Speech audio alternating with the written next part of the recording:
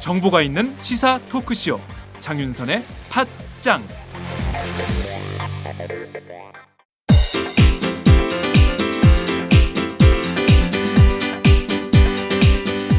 선배님, 문학을 잘 가르치는 대학이 따로 있을까요?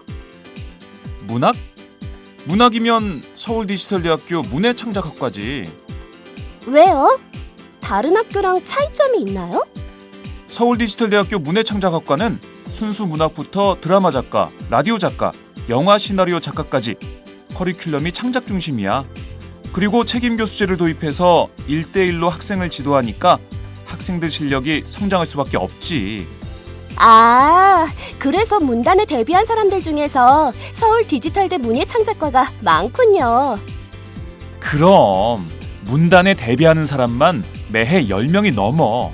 교수진 중에서 문예의 질을 직접 발행하는 사람이 5명이나 된대. 유명 작가들이 동아리 활동까지 같이 하면서 학생들 작품을 지도해준다니까. 그렇구나. 그럼 입학 후에 내가 소설가가 될지 시인이 될지 드라마 작가가 될지 가능성을 알아볼 수 있겠네요. 지금이 입시 기간이죠? 아싸, 결정! 고마워요, 선배. 서울디지털대학교 문예창작학과 신입 편입생 모집 중.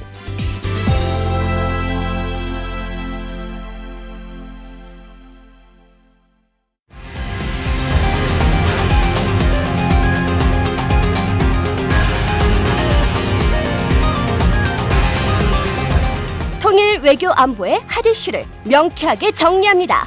종창 토크 시즌2. 한 주간의 외교, 안보, 통일, 그리고 국제관계를 짚어보는 시간입니다. 오늘도 어김없이 김창수 코리아 연구원 원장님 나오셨습니다. 어서 오세요. 안녕하세요. 지난주에 이어서 이번 주에도 이혜영 한신대 국제관계학부 교수님 전화로 연결이 돼 있습니다. 교수님 나와 계시죠? 안녕하세요. 네, 감사합니다. 지난주에 이어서 이번 주에도 파리 테러 이후에 달라진 국제 정치, 국제 관계를 좀 짚어봐야 될 것 같은데요. 지금 뭐 국제관계도 그렇고 그리고 또 국내 이슈도 너무 많아서 이것저것 좀 챙기면서 들어가도록 하겠습니다. 박근혜 대통령 지난 24일 긴급 국무회의를 주재했는데요. 이 자리에서 복면금지법을 만들라고 주장했습니다. 새누리당 정가빈 의원 국회 부의장인데요. 이분이 즉각 이거 만들어야 된다 이렇게 입법 발의를 하고 나섰는데요. 우선 좀 이걸 어떻게 봐야 될까요? 대학 시험 보는 날 집회를 금지하자 이런 주장도 했어요. 우리나라 고등교육이라는 게 사실은 아주 건강한 민주적 시민, 그게 사실 고등교육의 목표가 아닌가 이렇게 보는데, 그런데 이제 집회 및 시위의 자유라고 하는 건 가장 기본적인 정치적 자유권의 문제 아닙니까? 그런데 이거를 고등교육에 이제 들어가기 위해서 애들이 대학 시험을 보는 셈인데, 대학 시험 본다고 해서 가장 기본적인 자유권, 민주적 권리를 억압하고 억제하는 그런 어떤 법률을 만든다는 게 그야말로 형용 모순이죠. 그 자체로 본다면. 예. 근데 더 나아가서 보자면은 지금 대통령과 혹은 집권 여당의 인식이라고 하는 게 시위는 테러고 테러는 IS다 하는 이런 매우 억지스럽고 위험하기조차 한 이런 논리적인 연관을 통해서 테러 방지법을 우리 지난 시간에 이야기했지 않습니까? 결국은 테러 방지법이라고 하는 가장 반인권적인 이런 법률을 통과시키기 위해서 대통령이 좀 무리수를 두고 있는 것 같아요. 그래서 이제 여러 가지 이야기가 많은데, 이 복면이라고 하면 사실은 그렇습니다. 제가 공부했던 독일 같은 게 복면은 금지돼요. 집회 및 시위는 하는 시점에서 보자면은. 네. 그런데 독일 사람이 누리는 집회 및 시위 혹은 사상의 자유하고 과연 우리의 그것하고 과연 비교가 안 될 정도거든요.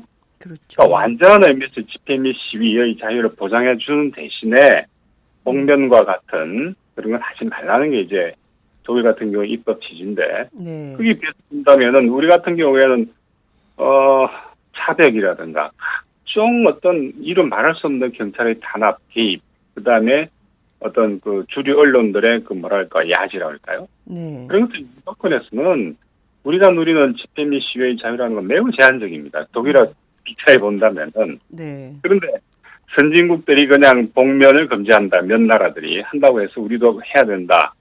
그리고 시위는 테러다, 이런 인식을 드러내는 건 매우 위험하죠. 네. 아주 실망했습니다. 그렇죠. 그 말을 듣고. 박근혜 대통령 그 집회에 대해서 정말 이현 교수님 말씀하신 것처럼 국민을 IS 취급하는, 집회와 시위를 테러 취급하는 이런 말씀 듣고 정말 깜짝 놀랐죠. 근데 오늘이 김영삼 대통령 영렬식 하는 날이잖아요. 그래서 네. 김영삼 대통령 어록이 조금 유행을 한다 그러는데 닭의 목을 비틀어도 새벽이 온다 그랬나요? 네. 김영삼 대통령이. 근데 헷갈려. 닭의 목을 비틀었는데 아직도 새벽이 안 왔다는 건지, 닭의 목을 비틀어야지 새벽이 오겠다는 건지, 어쨌든 뭐 잘 헷갈리는긴 하는데요. 근데 사실은 지금 이 복면금지법 같은 경우도 이혜영 교수님께서 말하셨습니다마는 미국에서도 일부 주에서 복면금지법을 집회 때 복면을 못 쓰게 하는 그런 경우도 있습니다. 근데 그런 이유는 이제 미국에서는 KKK당 같은 그런 극렬한 테러 단체들이 복면 쓰고 테러를 하기 때문에 그걸 방지하기 위해서 복면금지법 같은 게 있습니다만은 말씀하신 대로 이현 교수님 말씀하신 대로 집회와 시위 자유는 엄청나게 많이 보장돼 있죠.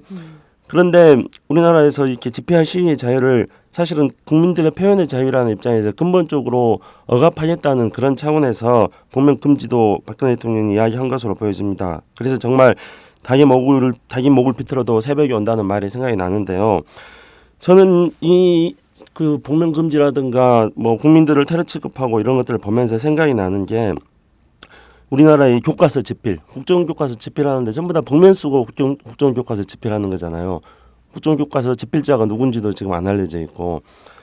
그런데 마침 또 제 집에 보니까 미국은 국정교과서가 아니죠. 자유발행제니까요. 네. 이 자유발행된 교과서들을 봤어요. 역사 교과서들. 공부하려고 제가 몇 권 갖다 놓은 게 있는데 근데 집필자들 전부 다 사진 찍어가지고 소속이 다 밝혀져 있더라고요. 그 사람의 경력이 뭔지. 네. 그런 것들을 보면서 정작 그 복면 금지를 해야 될 것은 우리나라 국정교과서인데 그 교과서를 국정화시키면서 누가 이 집필한지조차도 지금 알려지지 않고 있잖아요. 복면 쓴 사람들이 지금 교과서를 집필하려 그러잖아요. 네. 하여튼 이러한 상황들을 보면서 결국은 다시 우리가 옛날에 암울했던 시대로 다시 지금 되돌아가고 있다는 것을 애통하기도 다시 한번 느낍니다. 그러니까요. 지금 보면 집회 시위와 관련돼서 사실 오죽하면 집회하러 나오겠습니까? 사람들이. 다들 뭐 따뜻한 데서 맛있는 거 먹고 싶고 또 영화 보고 싶고 어디 놀이동산 가고 싶지 길거리에 나와가지고 복면 쓰고 집회하고 시위하고 싶은 사람 별로 없죠. 살기가 너무 힘들어서 우리가 하는 이 민생의 요구를 좀 들어달라고 집회하는 것인데 그 집회도 못하게 하고 또 복면 저는 사실 그 복면 쓴 사람들 옛날에 80년대 뭐 화염병 던지고 이럴 때는 있었지만 요새는 이런 거 잘 하는 사람들도 없는데 왜 이거를 굳이 들고 나오는지 그조차도 조금 이해하기 어려운 건데요. 사실 인권 침해 논란 계속 있을 것 같고 이게 또 위헌 결정도 난 바 있기 때문에 그것도 좀 따져봐야 될 것 같다는 생각이 좀 듭니다. 또 하나 좀 짚어봐야 될 게 있어요. 박 대통령 국무회의 발언 중에 아이스냐, 아이슬이냐, IS냐 이 논란이 SNS를 후끈 달궜습니다. IS를 아이슬이라고 잘못 읽었다. 그래서 We are not ice. 뭐 이런 등등의 이제 희화화하는 그런 얘기가 SNS에 많이 돌았는데요. 이 IS 이슬람 국가를 부르는 이름도 굉장히 여러 버전이 있는 것 같고 각국이 서로 다 다르게 있는데 자 우선 박근혜 대통령이 잘못 읽으신 건가요? 어떻게 봐야 될까요? 제가 들어본 바로는 아이스라고 읽으시던데요. 네. 아이스. 그래서 이게 아이스라고 저는 들었는데 모르죠. 네. 그런데 말씀하신 대로 이 명칭이 네. 이거는 IS 아닙니까? 이슬라믹 스테이트. 네. 이슬람 국가. 그런데 여기 변천이 네. 처음엔 IS였어요. IS. 예, IS가 ISIL로 가서 그 다음에 IS로 됐는데, 네. 그러니까 이슬람 스테이트 이라크 시리아 IS인가? 네. 이라크 시리아. 이라크, 그게 참- 시리아, 예. 이슬람 국가. 예. 그죠. 그런 거 IS죠. 네. 근데 그 다음에는 이슬람 스테이트 이라크하고 레반트로 바뀝니다. 레반트. 예, 레반트가 그 지중해 동쪽 그 우리가 흔히 말하는 중동 지역 전반을 다 일컫는 거 아닙니까? 네. 그래서 요 IS 그러니까 이라크와 레반트로 바뀌었다. 그 다음에 여기 다 떨어져 나오고 IS만 남는 거죠. 요 일정한 그 짧은 기간 동안에 IS의 어떤 그 진화 과정을 아, 거의 명칭도 읽어볼 수가 있는데 네. 그만큼 네. 이제 특정한 처음에 ISIL 그다음에 IS 진화하는 과정이 네. 사실은 요 이슬람 스테이트의 이 나름대로의 자신감 혹은 자기들이 이제 어떤 그 대표성을 가지고 있다고 하는 그 자신감의 반영, 반영이 아닌가 이렇게 보이고 특히 이제 이 IS라든가 IL 다 떨어뜨리고 IS로 되는 과정에서 보자면 이건 이제 우리도 하나의 의젓한 국가 네. 다 하는 그런 어떤 그 자신감을 내외에 선포하는 그런 의미를 가지고 있다 봐야죠. 그래서 보자면은 지난번에도 이야기 말씀드렸지만 이 IS를 국가로 볼 건지 아니면 테러 단체로 볼 건지 뭐 서방의 그 시각은 그 테러 단체다 하는 네. 건데 아니 이게 단체로 봐가지고 문제가 해결이 될까 하는 게 제가 지난번에 제기했던 의문이기도 하거든요. 그러니까 유사국가 내지 준국가의 형태 혹은 뭐 사이비 국가일 수도 있죠. 그런데 사실은 이 IS가 한 해 운용하는 예산 규모라고 하는 것이 1조, 2조 규모거든요. 아, 근데 이게 2조 달러인가요, 선생님? 원인가요?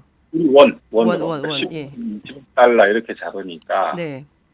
세입이죠, 세입이. 아. 근데 그 정도 잡으니까 이 정도 규모는 사실은 아프리카의 조금 그 저개발국이라든지 아니 심지어 미얀마보다도 더 커요. 예산 규모가. 아, 버마보다 더 크다고요?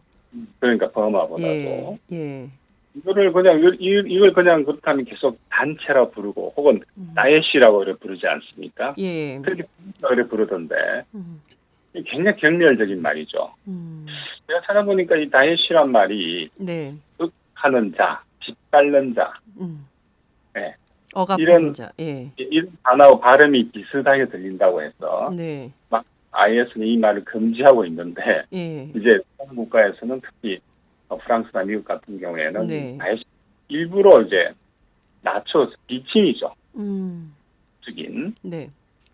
결국은 그 말은 이제 이 IS의 그 국가성 이슬람 스테이트로 인정하지 않는다고 절대 네. 이제 표현이기도 하죠. 그런데 이제 문제 해결 솔루션을 찾는 입장에서 본다면은 상대방을 인정하지 않고 솔루션 나오지 않습니다. 저는. 근데 여기 이제 그렇지만 또 이제 엄연히 하나의 어떤 그 사이비 내지 유사 국가 형태를 취하고 있는 IS를 이제 완전 소멸을 이제 서방을 지금 내걸었는데 네. 그런 식으로 과연 그것이 가능한가? 그리고 그 과정에서 또 얼마나 많은 민간인들이 피해를 입을 건지 네. 그걸 생각하면 네. 참 암담합니다. 그러니까요. 박근혜 대통령이 아이스라고 발음했다고 하더라고요. 이혜영 교수님도 그렇게 들으셨다고 했는데 근데 그거는 박근혜 대통령의 깊은 뜻이 다 있는 발음입니다. 그러니까 보통 박근혜 대통령이 무슨 이야기를 할 때 레이저 광선을 쏘잖아요. 네. 그 기자들 사이에서 파다하던데 레이저 광선을 쏘면은 주위 사람들이 다 꽁꽁 얼어붙어 버린다면서요. 네. 그러니까 박근혜 대통령이 레이저 광선을 쏘면서 IS를 향해서 아이스 한 거예요. 그래가지고 그러면은 이제 그 뜻이 하늘로까지 올라가지고 예. 하늘의 기운이 예. IS를 꽁꽁 얼게 만들어라. 손을 흔들었구나. 예, 예. 그래가지고 아이스라고 고도의 아. IS를 꽁꽁 얼게 만들기 위한 박근혜 대통령의 언어 선택이었고요. 네. 저는 하여튼 그렇게 보여지는데요. 근데 이제 IS가 우리가 좀 주목해서 봐야 될 게 있습니다. 그러니까 IS는 지금 왜 IS라 그러냐면 이슬람 스테이트라고 하는 이유는 뭐냐면은 이 그 600년대에 그 무슬림 국가가 만들어졌잖아요. 네. 그게 이제 마호메트가 이슬람을 창시하고 난 이후에 그 후계자들이 칼리프 국가를 만든 거였습니다. 그렇죠. 그래서 4대째까지 이제 칼리프에 유지되어졌는데 그 칼리프라는 게 신정일치 그런 어떤 절대적인 종교와 정치에 있어서의 권한을 가진 사람에 의해서 통치되는 그런 나라를 말하는 거죠. 근데 그 이후에 이제 칼리프 국가가 유지되지 않았다고 이제 생각을 하는 거죠.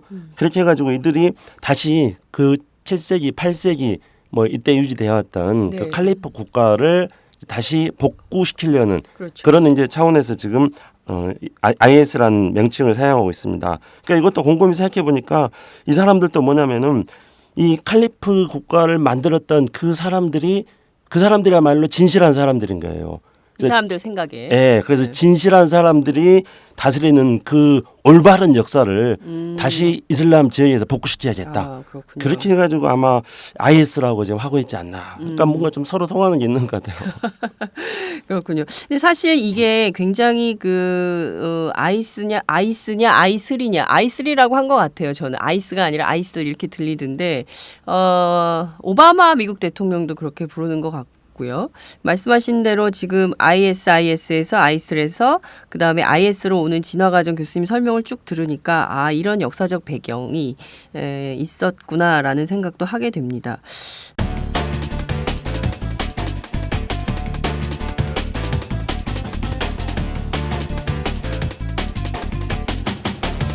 장윤선의 팟짱.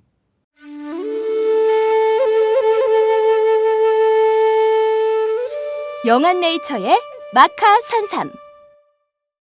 공중파 텔레비전에도 없고 인터넷 배너 광고 하나 없지만 팟캐스트 좀 들어봤다 하는 분들은 다 아는 마카 산삼. 진짜 유명해져서 유사 제품도 많아졌습니다. 이젠 마카 산삼으로 검색하면 너무 많이 나와요. 꼭 영한네이처로 검색해주세요. 팟캐스트에서 듣던 그 마카 산삼을 구입할 수 있습니다. 특히 나라 걱정으로 심신이 지친 분들에게 권합니다. 몸에 정말 좋습니다. 내 몸도 나라도 살릴 힘이 납니다. 페루의 마카와 우리나라 산삼, 몸에 좋은 11가지 원료를 모두 하나로 만든 마카 산삼. 마카 녹용과 마카소와 청소년도 있습니다. 1일 2회 공복에 따뜻한 물과 함께 드세요. 영한네이처 마카 산삼. 네, 저도 팟짱 녹음하기 전에 마카산삼을 꼭 챙겨 먹고 있습니다. 지금 이렇게 보면 이게 과연 완전히 소멸이 가능하냐, 이 나라를 인정해야 되느냐, 하지 말아야 되느냐, 테러 단체냐 아니냐, 이걸 가지고 지금 국제사회가 어떻게 보면 이렇게 혼돈에 빠진 것 같은데요. 이것도 좀 정리를 좀 해야 될 것 같지만 조만간 좀 쉽게 정리될 것 같지는 않고, 그 가운데 지금 한 가지 더 살펴봐야 될 것이 파리 테러 이후에 또 다른 국제관계에 묘한 전선이 생기는 분위기가 있습니다. 이게 바로 러시아 전폭기 사태인데요.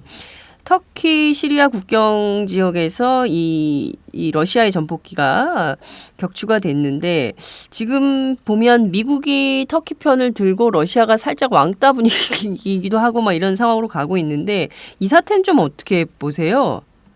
글쎄요, 이거는 뭐 누가 조사해서 이게 팩트다 하고 이게 진실이다 이렇게 이야기할 수는 없는 거죠. 어차피 네. 터키 입장에서는 뭐 그냥 그날 우연히 실수로 쏜 건 아니죠, 분명히.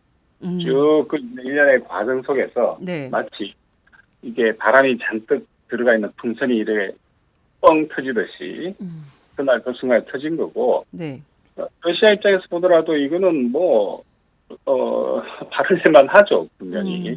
진짜 고작 잠시 영웅을 지나쳤는데 네.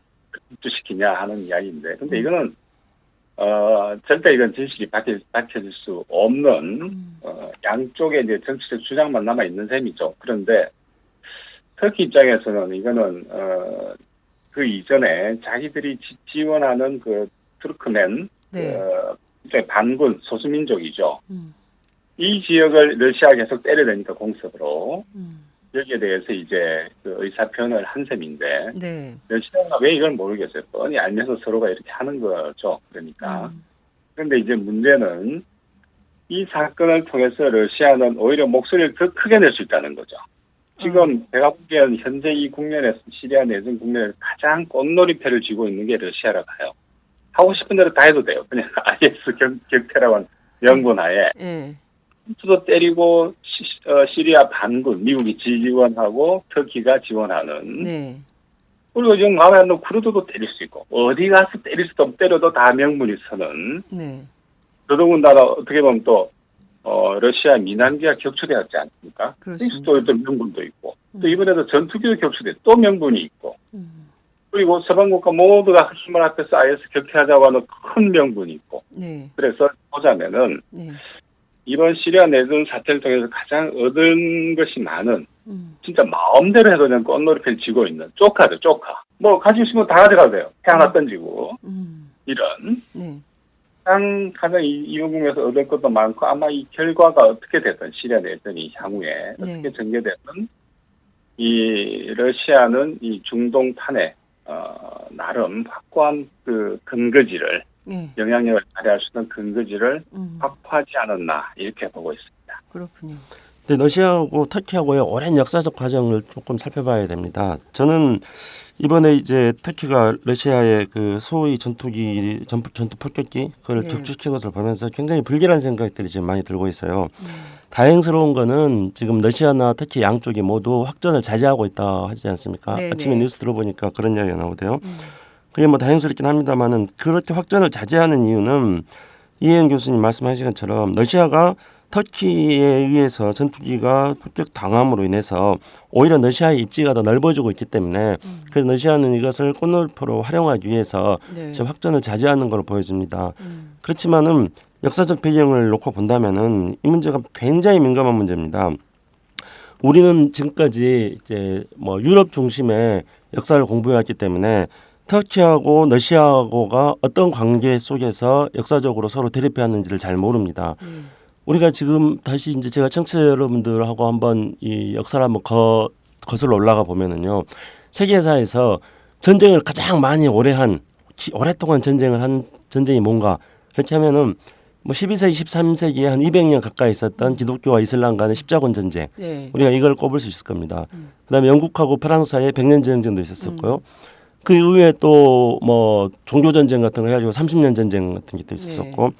근데 우리는 이런 전쟁이 오래된 전쟁을 알고 있는 겁니다. 하지만 정말 세계사에 있어서 중요한 그리고 또 오래됐던 전쟁은 터키하고 러시아의 전쟁이에요.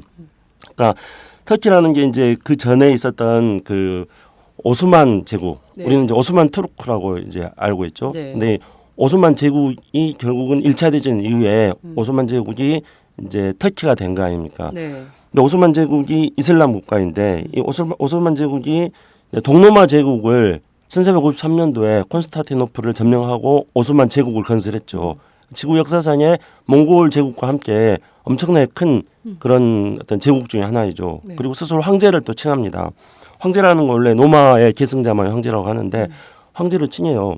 그런데 이 오스만 제국하고 러시아하고 400년 가까운 전쟁을 합니다. 그러니까 17세기부터 1차 대전 끝날 때까지 400년 가까운 전쟁을 해요. 네. 이 400년 가까운 전쟁 동안에 러시아하고 터키의 이런 전쟁이 가지고 오스만 제국이 유럽으로 확산되는 것들을 어떤 측면에서 본다면은 러시아 제국이 막은 점도 있습니다.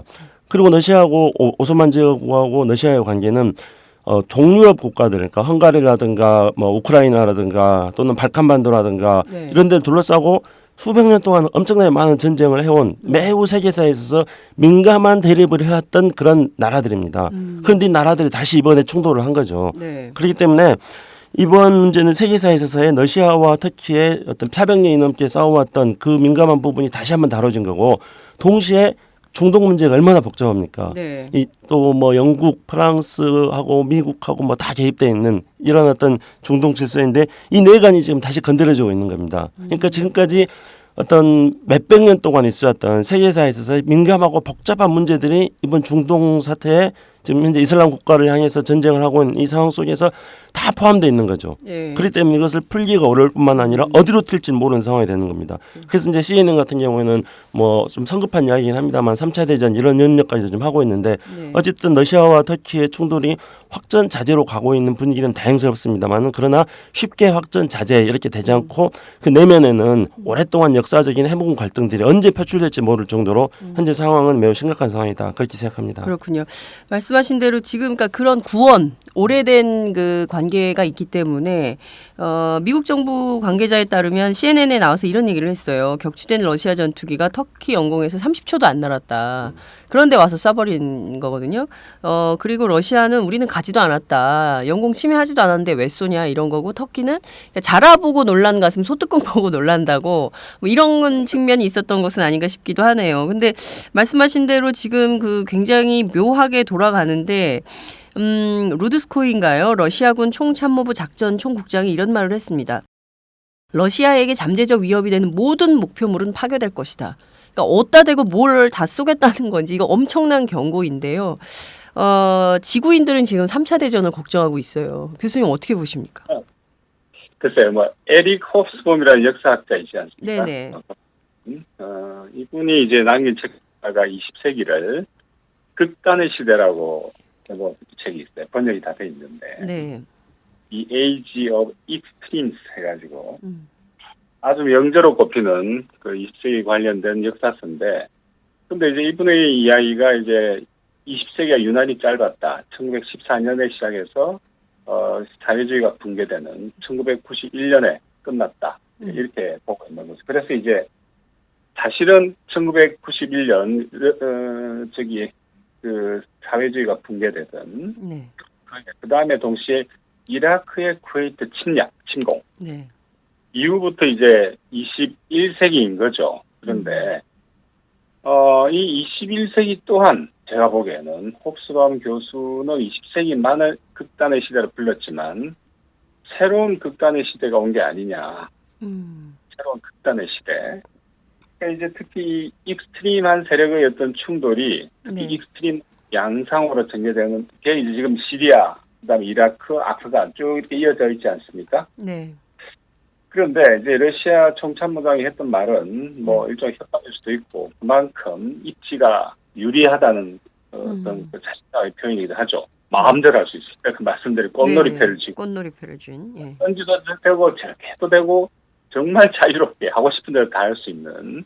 네. 반면에 미국은 그렇지가 않죠.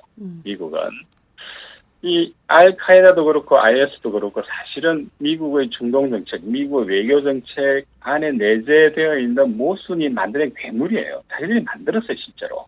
미국이 만들어낸 모순 괴물이다. 예. 네, 미국 외교 정책이 만들어낸 모순입니다, 이거는. 그리고 이 외교 정책이 괴물을 만들어낸 게 IS인 거고, 그다음 알카에다인 거죠. 실은 미국 그 그린벨의 특공대 특수부대가 만들어낸 게 알카에다였잖아요. 그리고 알카에다에서 나온 게 IS고, 그다음 IS가 시리아 정부군하고 싸우니까 또 그거를 간접적으로 지원해 준 것도 미국이에요. 네. 그런데 이제 러시아가 등장하면서 양상이 네. 전에도 제가 뭐 저강도 국제전 네. 그런 걸 말씀드렸지만은 그 양상으로 조금씩 가고 있는 그렇기 때문에 사실은 뭐 3차대는 좀 뭐랄까 좀 과장된 이야기, 지금 국면에서 좀 과장된 이야기지만은 네. 어떤 그런 위험성을 감지하게 만드는 네. 그런 국면이 아니냐. 그리고 글쎄요, 이게 3차 대전까지는 못 간다 하더라도 거기에 준하는 군사적 충돌 혹은 이 군사적 긴장의 어떤 그 길이라 그럴까요? 네. 기간 네. 이런 것들이 꽤 갈 수밖에 없다. 그런데 이제 미국 같은 경우에 다시 또 뭐 지상군 투입 이야기가 나오는데 이거는 문제를 더 힘들게 할 거고 틀림없이. 네. 왜냐하니까 오바마 같은 경우에 대통령 공약이었잖아요. 아프간에서 군대 빼고 그렇습니다. 뭐 이런. 근데 다시 들어간다고 지금 나오고 있는데 이거는 그러니까 미국이 지금 그 21세기에 들어와서 전개했던 각종의 전쟁, 아프간, 이라크, 그다음에 지금 대테러전, 네. 사실은 다 힘든 전쟁이에요. 돈은 어마어마하게 들었죠. 그런데 91년 시점하고 비교해 볼 때 오히려 테러는 10배가 더 늘었다는 거 아닙니까? 대테러 전쟁 시작이 시점에서부터 지금까지 볼 때 오히려 테러가 10배 더 늘어났다는 거예요. 네. 이거는 대테러전이 실패했다는 이야기예요. 그러네요. 예. 예. 이번 사건의 본질이 이현 교수님께서 말씀 잘 주셨지만은 거슬러 올라가다 보면은 그러니까 실패한 대테러 전쟁의 부산물인 거죠. 그러니까 이라크 전쟁을 결국은 미국은 마무리를 하지 못했습니다. 네. 근데 이라크 전쟁하는 와중에 이라크에 있는 난민들이 네. 또 시리아로 많이 또 이주를 맞아요. 갔었고 예. 그런 어떤 혼란된 상황 속에서 IS가 자기들의 거점들을 확대시켜 나갈 수 있었습니다. 그래서 이제 미국의 이라크 전쟁이 산물이긴 합니다만은 그러나 또 다른 한편으로 볼 때는 또 더 복잡하게 꼬여져 있는 게 이게 이제 1차 대전 이후에 잘못 설정된 국경선의 문제일 수도 있는 거거든요. 아까 제가 말씀드렸던 그 중동과 북아프리카 심지어 동유럽 일대까지 장악하고 있었던 오스만 제국이 1차 대전 때 독일 편을 들었습니다. 그래서 오스만 제국을 어떤 식으로 결국 1차 대전 때 독일이 패전했으니까 이 오스만 제국을 어떤 식으로 분할할 것인가에 대해서 영국과 프랑스가 비밀 협정을 맺습니다. 마치 1905년에 카스라 테프트 조약 맺어가지고 미국과 일본이 뭐 한반도를 어떻게 할 것인지 이렇게 나눠먹기 전략을 구사했던 것과 굉장히 비슷하다고 볼 수 있는데요. 결국은 이제 영국과 프랑스가 그 일대를 다 이제 중동 일대를 나눠 먹었고 심지어 이런 어떤 그 국제 정치에서 이런 농담도 있습니다. 그러니까 그 중동 일대 이제 국경선을 긋는데 영국의 수상이 그때 잠깐 재채기를 했답니다. 그러니까 재채기를 하는 바람에 그 부분은 국경선이 꼬불꼬불 그어졌다. 뭐 이렇게까지 말할 정도로 영국과 프랑스가 이제 중동 지역 일대의 국경선을 임의로 획정해 버리고 나눠먹기를 한 거죠. 그리고 그때 그거에 대해서 동의를 한 거는 러시아였어요. 그러니까 러시아가 그 일대에서 자신들의 국가익을 챙기려고 동의를 했습니다. 그래서 결국은 이제 이번에 프랑스 테러도 거슬러 올라가다 보면은 이 당시에 1차 대전 때 중동 지역을 나눠먹기를 했던 프랑스에 대한 이슬람 근본주의자들의 복수다. 이런 식으로 이제 분석하는 사람도 있습니다. 그러니까 결국은 다시 미국뿐만 아니라 1차 대전 때 영국과 프랑스가 이 일대를 땅 따먹게 했던 이런 문제까지도 지금 다시 환원이 되고 있는 거죠. 네. 거기에 이제 러시아가 여기에 이제 개입해 들어오고 있는 거죠. 러시아가 이제 1차 대전 이후에 영국과 프랑스가 중동 나눠먹게 하는데 러시아가 동의를 했다고 그랬는데요. 네. 러시아가 그렇게 한 이유는 러시아 입장에서는 러시아의 전통적인 군사 전략은 남진 정책 아닙니까? 네. 부동항을 얻는 거.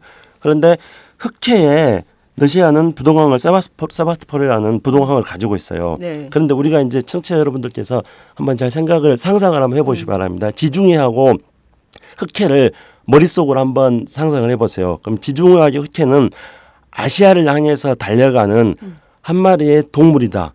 양이다고 한번 생각해 보세요. 그게 지중해하고 흑해예요. 그러면은 그 머리 부분이 해당되는 게 네. 흑해입니다. 그리고 몸뚱아리에 해당되는 게 지중해예요. 예. 그러면 머리하고 몸뚱아리 사이에 식도가 있잖아요. 그러니까 흑해가 단순하게 호수가 아니라 네. 그것이 바다인 이유는 지중해하고 연결되어 있기 때문이라 그렇습니다. 근데 그 지중해하고 흑해하고 연결되어 있는 그 식도와 같이 가느다란 해협, 그게 바로 터키를 지나가고 있는 거거든요. 그 터키 지나가는 그 해협이 이제 보스포러스 해협인데 이 보스포러스 해협은 러시아가 압력을 넣어가지고 러시아의 흑해 함대가 무해 통항권을 가지고 있습니다. 그 러시아 흑해에 있는 함대는 이 보스포러스 해협이라고 가장 짧은 거리는 700m밖에 안 되는 거예요. 터키 이스탄불을 앞으로 이렇게 지나가는 예. 그 해협인데 그리 러시아 흑해 함대는 지나다닐 수가 있습니다. 그 러시아 흑해 함대는 그 보스포러스 해협을 통해 가지고 지중해로 나옵니다. 그 지중해로 나와 가지고 시리아에 있는 시리아에서 러시아의 군함이 정착할 수가 있습니다. 그러니까 러시아 군함의 그 흑해 함대의 모항은 흑해에 있는 세바스토폴인데 그게 이제 터키 앞에 있는 보스포러스 해협 좁은 해협을 통해 가지고 지중해로 나와서 그래서 시리아의 항구를 이용할 수 있는 거죠. 그렇게 함으로써 러시아 같은 경우는 남진 정책을 뒷받침해 줄 수 있는 항구를 얻고 흑해 함대의 자유로운 항행을 통해 가지고 네. 미국의 지중해에 있는 육함대를 견제할 수 있는 그러니까 이건 또 미국과 어떤 러시아의 중동의 패권을 놓고 어떤 경쟁을 하고 있는 그런 측면도 있다는 거죠. 그러니까 다시 정리해서 말씀드린다면은 미국이 대테러 전쟁의 산물이기도 하고 그다음에 1차 대전 이후에 어떤 영국과 프랑스가 중동 땅 따먹기 한 것의 후유증이 지금 나타나고 있는 것도 하고 네. 또 러시아의 전통적인 남진 정책이 또 이게 개입되기도 하고 그래서 지금 현재 상황이 매우 복잡하기 때문에 이혜영 선생님 말씀하신 대로 현재 상황이 단기간에 해결되기는 굉장히 어렵다는 것이죠. 그러네요. 아, 지금 오늘 청취자분들께서 굉장히 머리가 복잡하실 것 같아요. 지금 뭐 김창수 원장님 7세기부터 21세기까지 저희가 지금 오가면서 얘기를 하고 있고요. 그 중동을 둘러싸고 미국, 유럽 그리고 러시아의 이해관계까지 지금 다 훑어보고 있기 때문에 이게 지금 그 좀 메모하시면서 들으셔야 이게 좀 정리가 잘 될 수 있을 것 같다 이런 생각이 좀 우리가 드는데요. 한 가지 교훈을 얻어야 될 것은 네. 우리가 한반도를 생각할 때 항상 한반도가 세계적인 허약고고 한반도가 복잡하다 막 그렇게 말합니다. 네. 그런데 우리 사실은 반성해야 돼요. 왜냐하면 지금 중동 질서 보십시오. 우리보다 훨씬 더 복잡하고 훨씬 더 많은 나라들을 얽혀서 훨씬 더 그래요. 복잡한 상황입니다. 네. 한반도가 훨씬 더 간단해요. 그래서 아직도 이 어찌 보면 중동에 비해서 훨씬 단순한 한반도 질서를 평화롭게 정착시키지 못하고 있는 우리가 이번 중동 사태를 보면서 좀 반성해야 될 게 있다 생각합니다. 그렇죠. 빨리 정리해야 됩니다. 남북 관계 다.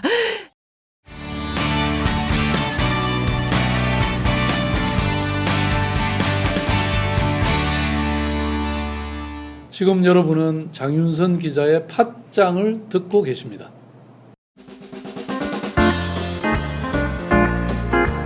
국내 최초로 단체 공정여행을 시작한 국제민주연대 공정여행사업단과 함께 2016년 새해 첫 여행을 떠나볼까요?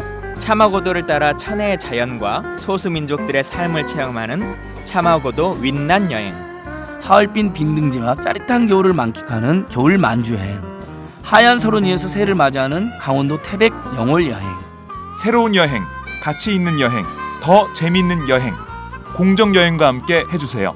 국제민주연대 공정여행사업단 전화 070-8812-5809 070-8812-5809 www.fairtour.co.kr을 검색해주세요. 본격 직장인 드라마 공생 대리운전 편. 부장님 가볍게 한잔 하시죠. 나 차 가져왔는데. 아유 착한 콜 대리운전이 있잖아요. 부를 때마다 500원이 기부되는 착한 콜. 딴지가 기부 내역을 검증한 착한 콜 1800-9998 대리운전도 믿고 맡기세요. 꽃배달은 1800-9222 퀵서비스는 1800-9668로 착한 콜 하실 수 있습니다.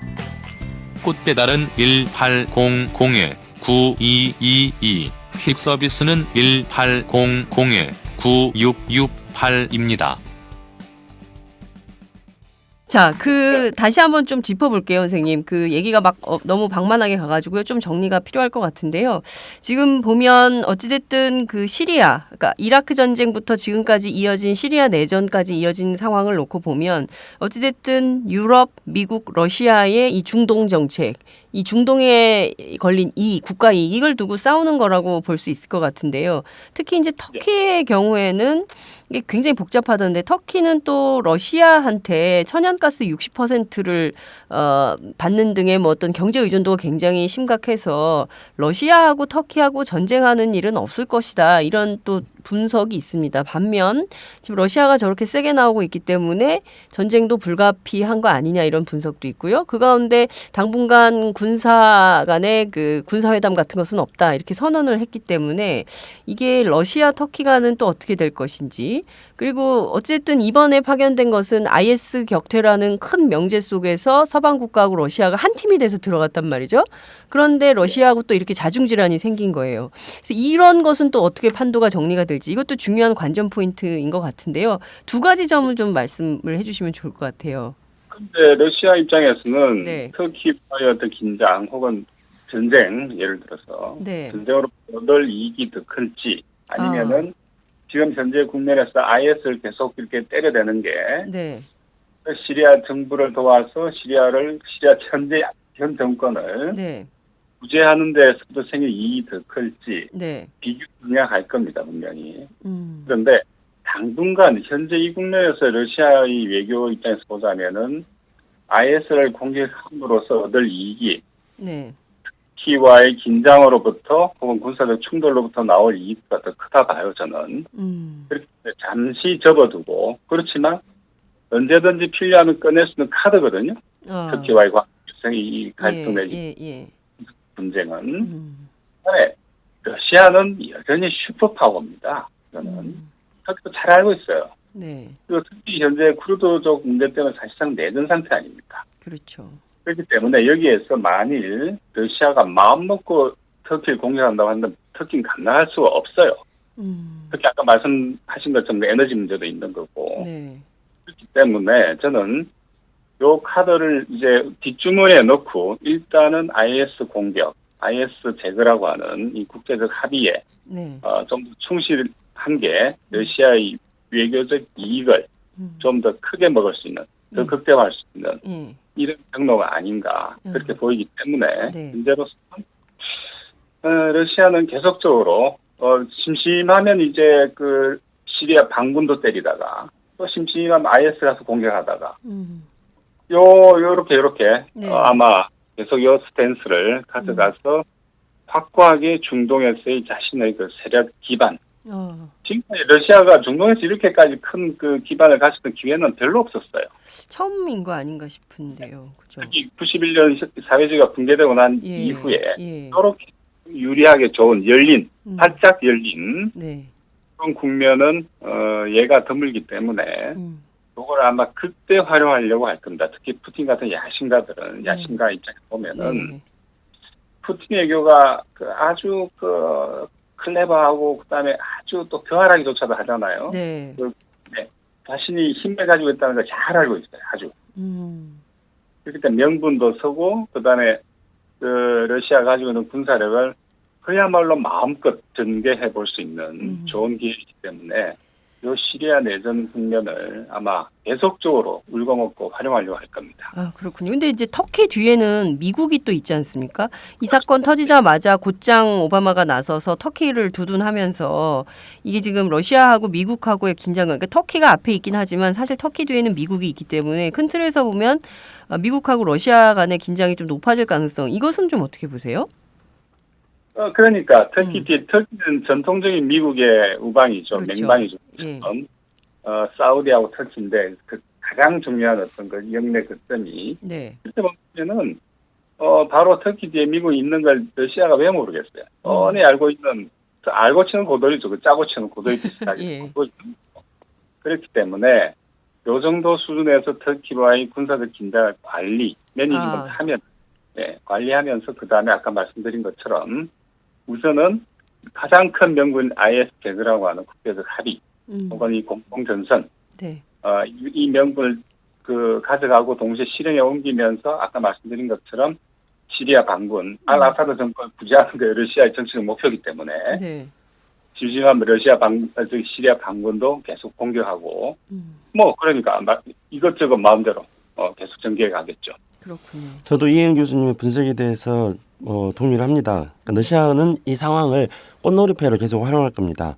그러니까 이제 현재 러시아 입장에서 본다면은 러시아의 이 수-24 전투 폭격기가 터키에서 격추됐고 그리고 그중에 러시아의 조종사 한 명이 반군들에 의해서 낙하산 타고 내려오는데 반군들에 의해서 사격당하는 게 동영상으로 다 알려졌습니다.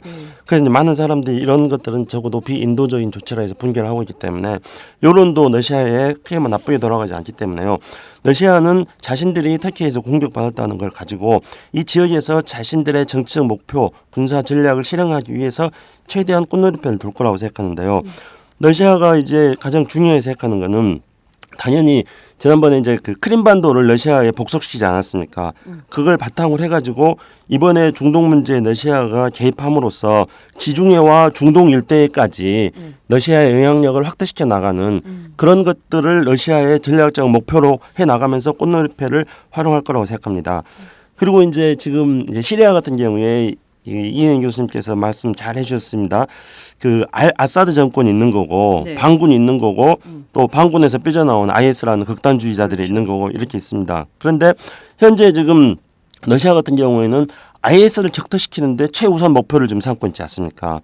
근데 IS를 격퇴시키는데 최우선 목표를 삼자는 것에 대해서는 상당히 많은 공감대들이 이제 만들어지고 있거든요. 국제사회에서. 그렇죠. 그러니까 대표적으로 이제 미국의 키신저 같은 전략가조차도 현재 이 문제를 해결하기 위해서는 일단은 IS를 격퇴시킨 다음에 그 다음에 각 종파별로 이 지역에서 연방제를 만들어야 된다. 이렇게 얘기를 하고 있습니다. 그러니까 1차적으로 공통의 목표는 IS 격퇴가 되는 건데 러시아가 지금 현재 IS 격퇴를 하자고 계속 주장을 하고 있는 거죠. 그러니까 러시아는 IS 격퇴를 하자는 것들을 통해 가지고 러시아가 얻으려고 하는 것은 터키하고 싸움이 아니라 시리아 내에 있는 알-아사드 정권을 보호하는 것이겠죠. 왜냐하면 알-아사드 정권은 이미 이제 1971년도에 알-아사드 그 가문이 군사 쿠데타를 일으킬 때부터 사회주의적인 어떤 정책을 펼치면서 러시아 중국 이런 데하고 이제 가까운 정책을 펼쳤고 그래서 러시아 같은 경우는 알-아사드 정권을 보호함으로써 시리아에서의 군사적 거점들을 보존받고 그렇게 해서 지중해 군사적 패권을 실행하는 것들을 가능하게 만드는 그런 전략을 또 러시아는 어떤 구사해 나갈 수 있는 것입니다. 그런데 현재 터키 같은 경우에는 지금 현재 터키가 주요하게 하는 것은 알-아사드 정권을 공격하는 것. 그러니까 터키는 IS를 공격한다거나 반군을 공격하는 게 목적이 아니라 알 아사드 그렇죠. 정권을 알 아사드 정권을 네. 공격하는 건데 이번 터키와 러시아의 충돌을 통해 가지고 IS 격퇴의 1차적 목표를 세우면서 알 아사드 정권을 보호하려는 러시아의 의도가 관철될 가능성이 많기 때문에 러시아는 현재 시점에서의 터키와의 어떤 전쟁을 전면적인 최우선적인 카드로 쓰지 않으면서 중동 지역의 러시아의 이익을 확보하는 방향으로 전략을 펼칠 가능성이 커 보입니다. 그렇기 때문에 러시아와 터키의 충돌은 당분간은 자제될 수 있습니다만은 그러나 상황이 이행 교수님 말씀대로 잘 관리된다면 모를까 이게 잘 관리되지 않을 경우에는 어디로 튈지 또 알 수 없는 그런 불안정한 상황인 거죠. 그렇죠. 말씀하신 대로 이제 시리아 안으로 좀 좁혀서 보자면 이거 말씀하신 대로 알 아사드 정권이 있고 또 시리아 반군이 있고 IS 극단주의 세력이 있는 건데 이 알 아사드 정권을 바라보는 국제사회의 또 시각도 다양해요. 러시아는 여기를 보호하려고 하지만 또 미국은 알 아사드 정권을 또 독재라고 생각하고 알 아사드 정권에 대해서 이것도 문제가 많다. 그래서 또 시리아 반군을 지원하는 이런 측면도 있지 않습니까? 그렇죠. 처음에 근데 이른바 그 아랍 민주화론, 네. 이 아랍 민주화론이라고 하는 게 사실은 네오콘의 논리였잖아요. 네오콘의 논리. 예. 이른바 민주주의나 인권의 보편적 가치를 내세워서 이 중동에 있는 반미적인 정권을 제거하는 게 네. 네오콘들의 속셈이었잖아요. 네. 이제 나온 게 아랍 민주화론이고 아랍을 민주화해서 뭐 보편적인 서구적 가치를 심고 어쩌고저쩌고. 네. 그러면서 이제 이른바 일련의 그 민주화 도미노 현상이 아랍권에서 쭉 형성이 되었고.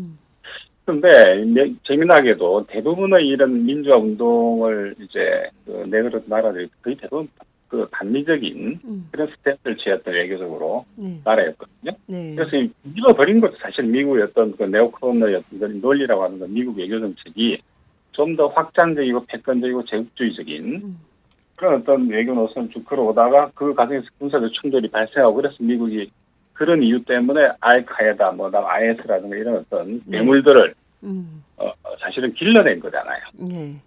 때문에 지금 근데 어쨌든 그 시리아 안으로 이제 우리가 시선 돌려서 보자면 이게 지금 3중 4중으로 여러 가지 각종의 또 부패 타락한 테러 단체부터 그러니까요. 나름대로 그다음 명분을 가진 테러 단체까지 그다음에 온통 잡종 예를 들어서 지금 뭐 그 IS의 어떤 수입원 관련해서 석유 같은 거 있지 않습니까? 네네네. 그럼 석유를 얘들은 시리아 반군한테도 팔아요. 그다음에 뭐 정부한테도 팔고 네. 이런 식인 거죠. 그러니까 이게 지금 수라장이네요. 예, 안장판인 거죠. 네. 그렇지 크게 보면은 시리아 정부군, 시리아 반군, IS 그다음에 쿠르드 반군. 예, 쿠르드 반군 세는 만만치 않습니다. 그러니까 IS는 어떤 때는 쿠르드 반군을 공격하다가 어떤 때 시리아 반군 공격, 그다음에 정부군 공격. 그러니까 이게 좀 종잡기가 힘든. 더더군다나 이 IS 입장에서 보자면은 석유라고 하는 그 수입은 아무리 뭐 막으려고 해도 어쨌든 이 타락한 심지어 시리아 정부군한테 석유를 팔아먹으니까요. 싸우다가 팔기도 하고 그다음에 이 계속 라카라고 하는 시리아 국부를 계속 타격하고 있는데 미사일로 그럼 또 옆으로 옮겨가면 돼요. 어차피 국경이라는 개념이 없어졌잖아요. 시리아하고 이라크 사이가. 그러니까요. 다시 이라크로 가는 거예요. 그런데 이 과정에서 이제 우리가 난민 문제와 같이 연관지어 보자면은 그 군사 전문가들이 하는 말이 테러리스트 한 명을 제거하는데 그 민간인 8 내지 9이 죽는다 그래요. 그러니까 미사일 한 방울 요즘 뭐 총알로 어떻게 테러리스트 한 명 사살하는 게 힘드니까 미사일로 때리지 않습니까? 그렇죠. 미사일은 넘쳐나니까. 미사일로 한 방 그 테러리스트 한 명을 죽였어요. 사살했어요. 그런데 그 과정에서 민간인 8 내지 9이 죽는다는 건데 근데 요 9명이라 가정하고 그 가족을 4명이라 칩시다. 그러면 36명의 어떤 피해자가 발생하는 거 아닙니까? 그렇죠. 그런데 그 이슬람 전통 중에 하나가 인티캄이라고 하는 게 있어요. 이게 뭐냐면은 억울하고 부당하게 가족이 죽었을 때 그 보복을 위해서 가족 중에 한 명이 남을 때까지 싸운다고 하는.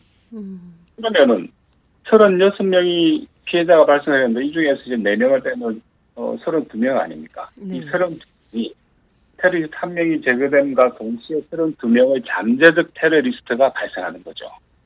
복수하러 이제 막 나서는 네. 그렇게 본다면은 현재 내전이라든가 어떤 이 IS 박멸 제거를 내걸고 있지만 실질적으로 공격하면 할수록 이 분노의 동심원이 커지는 거죠. 그리고 잠재적 테러리스트를 오히려 길러내는 이런 역설이 발생하는 거죠. 네. 그렇기 때문에 아까 우리 김창수 원장님도 그렇고 저도 그렇고 또 대부분의 이 관련 전문가들이 전망하듯이 이런 방식으로 시리아 내전은 좀 종식되지 않을 거다. 그리고 이런 방식으로 IS 박멸 내걸지만 그렇게 되지 않을 거다는 비관적 전망이 오히려 더 우세해지는 거죠. 그렇군요. 네. 중동에서 이라크 전쟁의 어떤 결과를 우리가 한번 살펴보면은요. 이라크 전쟁을 대테러 전쟁을 하면서 이라크에서 대량 살상 무기가 있다 그래가지고 후세인 정권을 제거하지 않았습니까? 네. 근데 후세인 정권을 제거해가지고 이라크에 평화가 왔냐 이거죠. 사실은 그 후유증 때문에 이제 지금 풍선효과 비슷하게 네. 이라크의 후세인 정권하고 전쟁하는 사이에 이제 IS가 시리아에 가가지고 지금 IS의 세력권을 또 확장시키는 이런 상황이 됐는데요. 이게 이제 거슬러 올라가다 보면은 결국 이제 2011년부터 있었던 이른바 그 중동의 봄에서부터 이제 이 시리아 내전이 시작되는 거 아니었겠습니까? 그러니까 시리아에 원래 71년도에 군사 쿠데타로 권력을 잡았던 알 아사드 정권이 초기에는 이제 사회주의를 표방하면서 그때는 그럭저럭 시리아가 괜찮았다고 그러더라고요. 근데 이제 후계 체제가 잘못돼가지고 네. 다시 이제 아들이 네. 그 독재 체제를 이제 연장시키면서부터 이제 그 2011년 이후에 튀니지에서 불렀던 아랍 봄이 이제 중동 지역으로 아프리카 중동 쪽으로 확산되면서 튀니지까지 확산됐는데 그때 이제 서방 세계들이 다 개입하게 되고 또 온갖 그 반군들이 또 들고 일어나게 되면서 문제가 이제 꼬이기 시작했습니다. 네. 근데 그 아랍의 봄의 지금의 결과를 한번 살펴볼 때요. 그 아랍의 봄이 이제 진행되는 그런 상황에서 리비아의 카다피 정권이 또 제거됐습니다. 그러면 리비아는 아랍 봄 이후에 진짜 봄이 왔느냐? 리비아의 평화가 정착되느냐? 카다피 정권 제거됐지만 그렇지 않다는 거죠. 근데 이제 지금 현재 2011년 이후에 지금 알 아사드 정권이 수십만 명을 학살하고 거기에 이제 온갖 국가들이 개입해가지고 알 아사드 정권도 화학 무기를 쓰고 반군도 화학 무기도 쓰고 이렇게 돼가지고 현재 상황은 앞에 우리 장윤선 기자께서 말씀하신 것처럼 완전히 난장판이 되어버리지 않았습니까? 네. 그러니까 가만히 보면은 가장 나쁜 놈하고 매우 나쁜 놈하고 더 나쁜 놈하고 이렇게 얽혀가지고 지금 시리아 안에서 서로 지금 싸우고 있는 건데 나쁜 놈끼리 경쟁하는. 네. 그 이런 상황에서 이거를 정말 아까 이행 교수님 말씀하셨던 잘 관리를 해야 되는데 어디서 어떻게 관리를 해야 될지 그러니까 지금처럼 알 아사드 정권을 제거한다 그래가지고 카다피 제거해서 리비아에 평화가 오지 않았듯이 알 아사드 정권 제거하는 방식으로 과연 나쁜 놈을 제거했다 그래서 더 나쁜 놈이 나올 텐데 이게 가능하냐. 그렇기 때문에 이제 비관적인 건데 결국은 이 문제를 해결하려면은 그 키신저라든가 이런 중동 문제 전문가들이 많이 제안하는 것처럼 좀 우선순위를 정해야 될 것 같아요. 일의 우선순위. 예, 단기간에 해결된다 생각하지 말고 네. 오히려 우선순위를 정하고 그리고 국가 간의 이해관계를 좀 조절하고 이렇게 돼야 될 것 같습니다. 네. 다음은 팟짱 서포터즈 1호 광고입니다.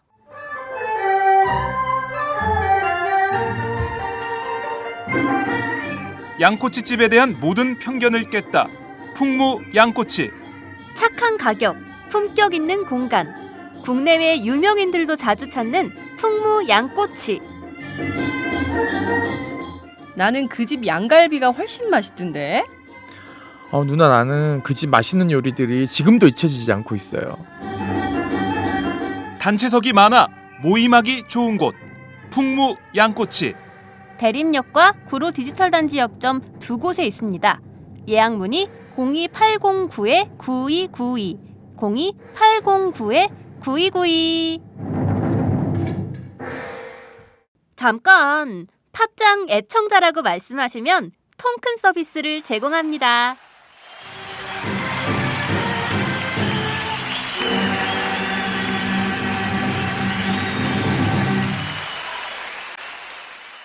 지금 마누엘 발스 프랑스 총리가 어제 그 현지 시간으로 25일이죠.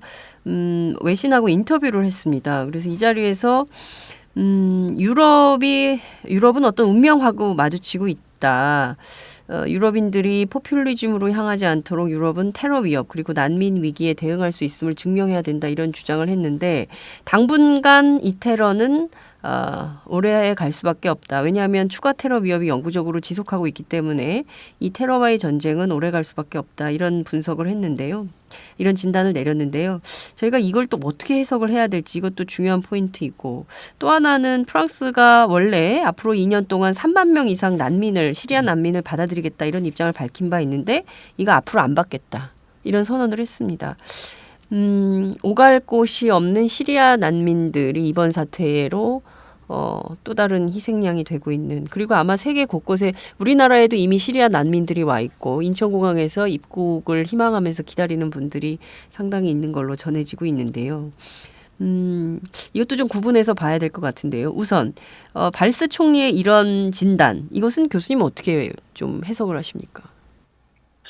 그러니까 지금까지의 그 프랑스의 중동 정책 혹은 외교 정책 노선을 계속 가져가겠다는 이야기죠. 그렇기 때문에 혹시 피해가 있더라도 프랑스 국민 시민들이 이를 감내해야 된다 하는 뭐 이런 메시지이기도 한데 글쎄요 매우 안타깝지만은 이거는 뭐 그때 좋은 방향이라고 보지는 않습니다. 특히 난민 입장에서 보자면은 지금 프랑스 시리아 난민들이 수백만 명이에요 지금.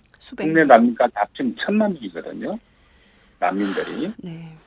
근데 이거를 가지고 지금 이거는 현재로서는 그 EU나 미국에서 전 세계 어디든 이건 해결할 수 있는 이미 그 용량을 초과한 그런 상태입니다. 근데 이제 당분간 또 시리아 내전이 진정되고 또 올 거라고 하는 그런 보장도 없는 이런 조건, 참으로 암울한 어디도 출구가 없는 솔루션이 없는 이런 상황이거든요. 근데 모르겠어요. 저는 그 혹시 이 과정에서 우리 대통령께서 곧 또 이제 유럽 금방 나가지 않습니까? 네네. 프랑스 뭐 이렇게 가기로 돼 있죠. 네. 뭐 프랑스로 돼 있는 것 같은데. 네. 근데 혹시 또 프랑스 가셔가지고 네. 혹시 이 만져부리하는 거는 이 서방의 십자군 전쟁을 IS를 노리고 있는데 가서 또 여기에다 또 혹시 말씀을 잘못하시면 어떡하나 해서 우리가 표적이 되면 어떡하나 표적. 사실 그게 매우 걱정됩니다. 지금은 매우. 네, 그 점이. 네, 저도 뭐 그 점 참 많이 걱정이 됩니다. 그 어떻게 하든지 간에 이 테러 문제를 국내 정치하고 연결시킬 것인가 하는 거에 대해서 네. 선거의 여왕답게 굉장히 좀 관심을 많이 가지고 계시는 것 같아서 조금 염려가 되는데요. 그 우리가 프랑스 하면은 이제 홍세화 선생이 나는 파리의 택시 운전사 이런 책을 국내에서 또 쓰면서 프랑스를 관용의 나라로 소개하지 않았습니까? 그래서 문화와 예술의 어떤 도시 파리가 이제 관용의 나라 파리, 그래서 관용의 도시 파리. 그래서 우리가 앞으로 사회적 성숙을 위해서 이런 관용을 배우고 익혀야 된다는 그런 이제 생각들을 많이 하게 만들었습니다. 근데 우리가 이제 이 사건을 통해서 쭉 보면은 관용의 나라 프랑스가 관용의 나라가 아니었던 겁니다. 그러니까 프랑스 내부에서 지금 이렇게 테러가 발생한 거는 역사적인 1차 대전과 관련된 역사적인 배경도 있지만은 사실은 프랑스뿐만 아니라 중동 사태가 이렇게 발생하는 것은 서구 문명권이 결국은 중동 지역에 대해서 차별하고 멸시하고 또 중동 지역이 어떤 빈곤이 만연되는 이런 문제에서부터 비롯되는 거죠. 프랑스에서도 알제리에서 프랑스에서 이제 2차 대전 이후에 프랑스가 발전하면서 노동력이 필요해가지고 알제리 사람들이 한 500만 명 이상이 프랑스에서 옛날 유태인 개토처럼 그렇게 이제 살고 있는데 이게 이제 다 가난한 그런 동네가 되기 때문에 그런 어떤 빈곤이 결국은 지금 테러가 확산되는데 일종의 휘발유 같은 역할을 하고 있는 거 아니겠습니까? 그래서 이제 당장의 문제들을 해결해 나가는 것도 필요하지만은 이와 같은 빈곤과 차별이 확산되어지면서 테러의 휘발유 분우까지 되었던 것들에 대한 진단도 하고 처방도 그런 방향으로 함께 해야 됩니다. 근데 그런 것에 대한 진단과 처방을 하지 않고 지금 뭐 난민 문제에 대해서도 굉장히 일단은 뭐 걱정이 되겠죠. 그래서 아주 그 난민에 대해서도 뭐 받아들이지 않겠다, 쿼터를 주겠다 이렇게 나간다면은 이 문제를 야기시켰던 빈곤과 차별의 또 다른 현상들을 지금 발생시키고 있는 거기 때문에 악순환이 계속될 가능성도 있는 겁니다. 네, 정말 경제가 어려워서 다들 한숨인데요. 이렇게 전쟁 위기 심지어 CNN에서는 3차 대전 위기론까지 설파하면서 온 세계가 좀 테러로 많은 억울한 목숨들이 생명을 잃은 것도 참 가슴 아픈 일이지만 이렇게 점점 끝도 모를 전쟁의 미궁 속으로 빠져든다는 점이 전 세계를 우울하게 만드는 것 같습니다.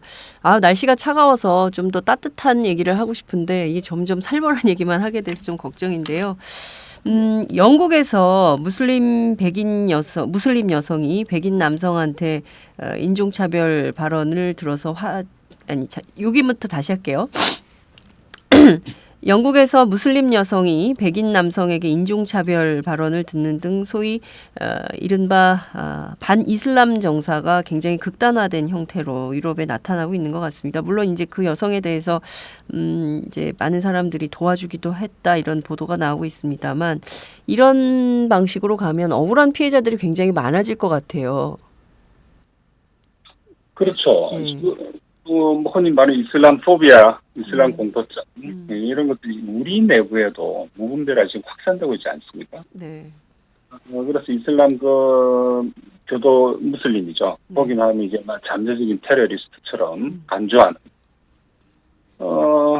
근데 이제 우리 같은 경우에는 그 대통령이 이번 발에 나타나듯이 시위 이퀄 테러고 테러 이퀄 IS 하는 이런 인식들이 사실은 우리 사회 그 권력 엘리트들의 그다음 주류 언론들의 사실은 그 속마음 아닌가 그런 생각도 해봐요. 그렇기 때문에 이 과정에서 특히 우리들이 이슬람을 바라보는 시각은 거의 압도적으로 서구의 미국 아니면 이 EU 어떤 언론들이 바라보는 시각 오리엔탈리즘이죠. 그래서 이제 이슬람 포비아와 함께 새로운 이 오리엔탈리즘이 오히려 더 강화되는 그래서 더욱더 우리들의 시선이 한쪽으로 고정돼 버리는 제가 아까 말씀드린 그 우려 같은 경우가 이제 이게 국내적으로는 또 그런데 밖에 나가가지고 특히 이 프랑스 가서 이제 위로하는 건 좋습니다. 프랑스 어려움을 당하고 있는 프랑스 시민들 위로하는 건 좋지만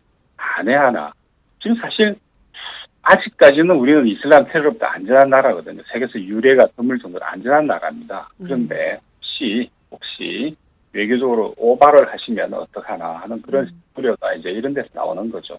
그렇기 때문에 우리 같은 경우는 매우 그나마 다행인 게 이슬람 국가고 특별히 나쁠 이유가 없어요. 특별히 구원이 쌓인 것도 없고 특별히 전쟁을 해야 될 이유가 있는 것도 아니고 우리가 특히 이슬람 국가 나아가서 중동 지역에 특별한 우리가 외교적 헤게모니를 군사 헤게모니를 이렇게 구축할 이유도 없는 거고 그렇기 때문에 현재 이 안전한 우리가 혹시 우리가 또 오버하면서 이런 어떤 안전함이 사라지지 않을까 하는 그게 더 걱정되는 거죠. 그런 염려 충분히 가능한 염려라고 생각합니다. 근데 우리나라는 사실은 다종교 국가이면서도 종교 간의 대화가 이렇게 잘 되는 나라가 세계적으로도 드문 나라라고 생각합니다. 그리고 무슬림도 우리나라에 있습니다만은 이현 교수님 말씀하신 대로 우리가 무슬림을 특별히 배척하거나 그런 적 없습니다. 그래서 이제 이번에 이슬람 포비아 그렇게 하면서 우리가 이슬람에 대해서 또 편견을 가지는 그런 게 되거나 또 그런 이슬람에 대한 편견을 만들어서 정치적으로 또 이용하려고 하는 그런 움직임이 있다면 이건 정말 염려스러운 거라고 생각합니다. 사실은 이제 이슬람 같은 경우에는 우리가 IS하고 이슬람은 다르다는 것들을 구별할 줄 아는 그런 안목은 있어야 된다고 생각합니다. 저는 우리나라가 충분히 그런 정도 안목을 갈 수 있을 정도로 종교적 다운성에 대해서 우리 사회가 성숙하게 포용하고 있다고 생각합니다. 오히려 이제 이슬람도 유일신을 믿고 있는 그런 종교긴 합니다만은 오스만 제국이 영토를 확장시켜 나갈 때도 보면은 그 오슬람 제국에 있는 그런 다른 종교도 그 세금만 열심히 낸다면은 그 종교에 대해서 포용성을 발휘했던 게 과거 역사 속에서 이슬람이 보여줬던 모습들입니다.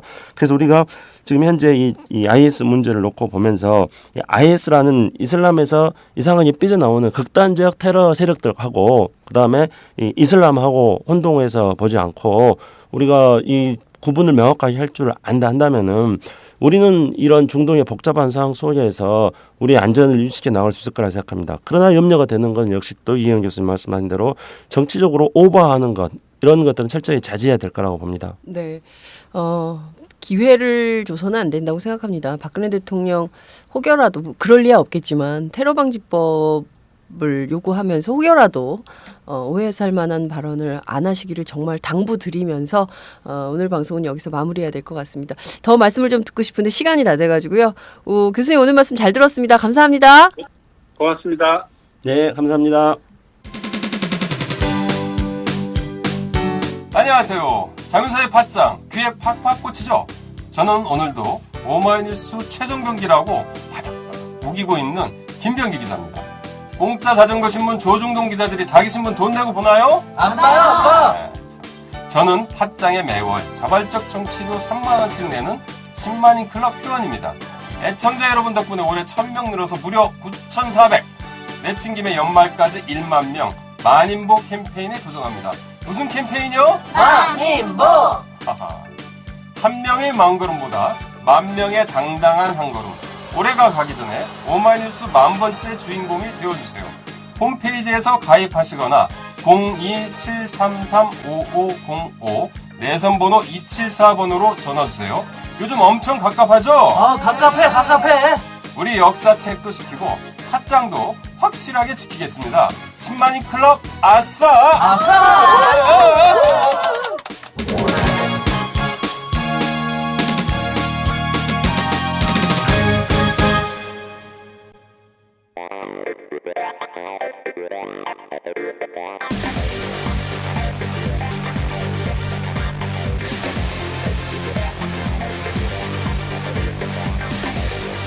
정보가 있는 시사 토크쇼 장윤선의 팟짱.